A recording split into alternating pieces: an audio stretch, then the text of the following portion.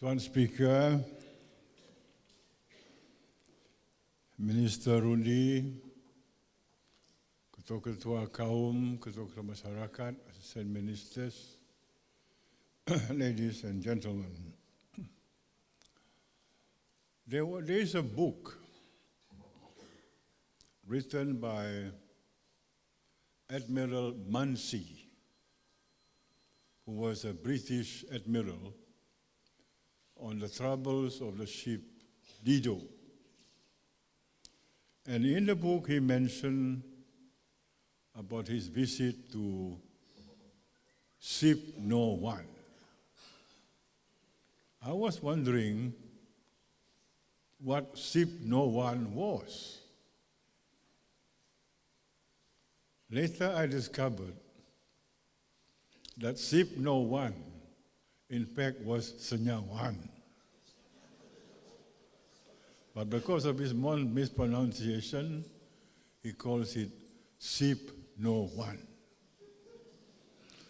But there is a tradition in Sarawak that you name places after some incident or after somebody. It is our tradition. If, for instance, Pak Amit lives in Tanjung, somewhere near Tanjung there, you will say Tanjung Pak Amit, because that is where Pak Amit lives. Or if something happened there, somebody lost his parang, Tanjung Pakang. So that is our tradition. And there is a history behind all these names. Senari, for instance, there is a kampung called Senari. The origin of the word Senari is disandari. Orang Brunei mengambil kayu. Ditanya orang di mana kayu, itu disandari di sana. So it becomes the word Senari. Don't ask me about sejingkat or kucing and so on. But Kuching or Sarawak is not named by the Brooks. That is certain. Even before the Brook, there was reference to Serava in the Japanese annals of the 14th, 15th century with respect to antimony mines. There is a land Utara Kalimantan yang dinamakan Seraba.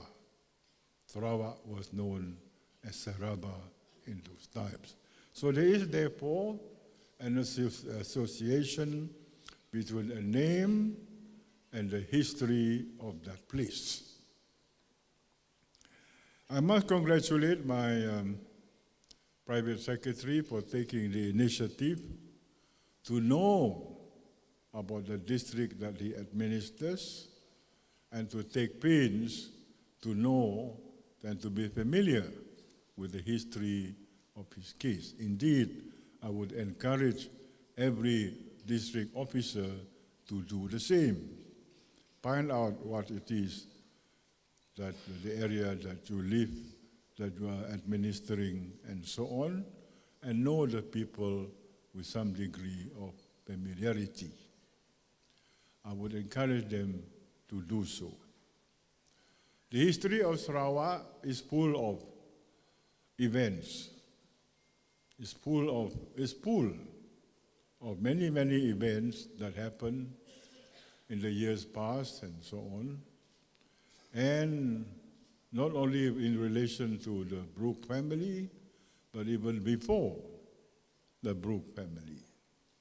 You know, that we make a mistake sometimes, as if the history of Sarawak started when James Brooke landed in Sarawak. There was Sarawak before James Brooke.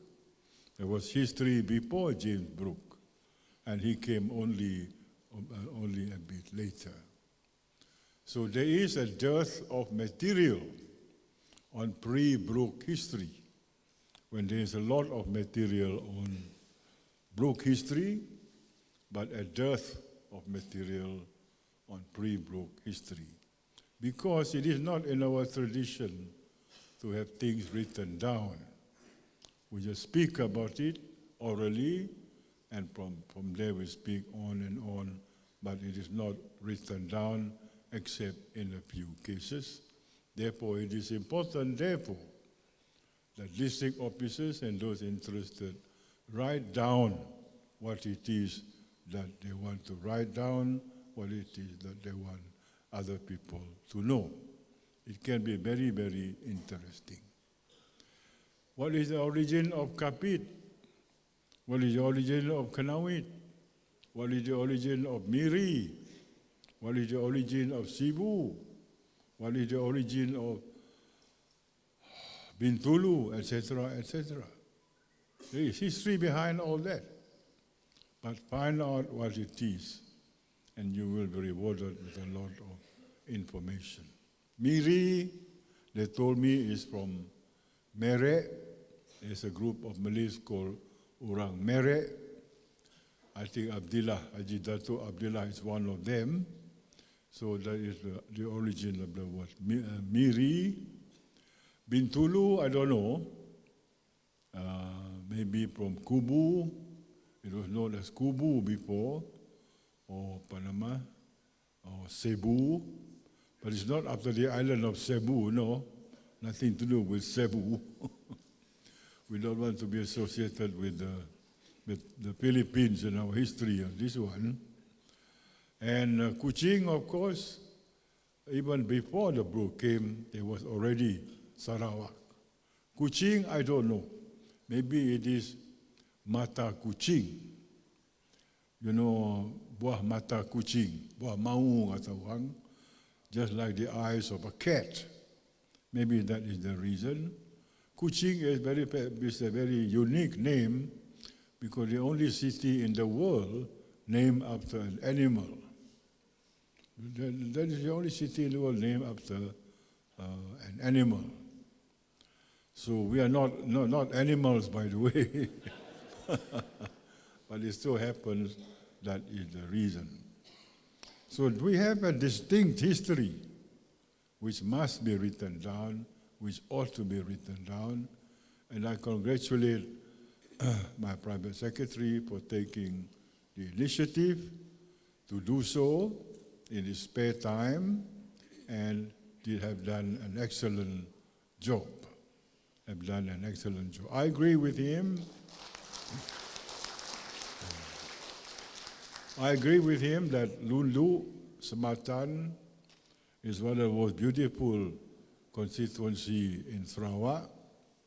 In fact, the most beautiful constituency, and they also have a very handsome representative, very appropriate. And it is indeed. If you fly from one end of Sarawak to the other, following the coast, from, say, Lutong all the way down until the Rajang Delta, the water is always muddy, kopi susu. But when you arrive around the Lundu area, it's all blue. Santubong all the way down to Tanjung Dato is all blue. And you have the beautiful islands, the mountains, the waterfall, and of course, the rapids here. So the place is now open, barely 1 hour from Kuching, and there are two roads. One, the Bau Road, which sometimes is very clogged, but you can use the coastal road. That is a pleasure driving along that road, coconut groves, palm oil, semangka, and all that. It's a longer road, but it's more pleasant drive. So welcome to Lundu, and we want to promote as many people to come over to Lundu because it is one of our tourism area to be developed in the years to come. So this book will give you information on Lundu and its history. Sekian, Assalamualaikum warahmatullahi ta'ala wabarakatuh.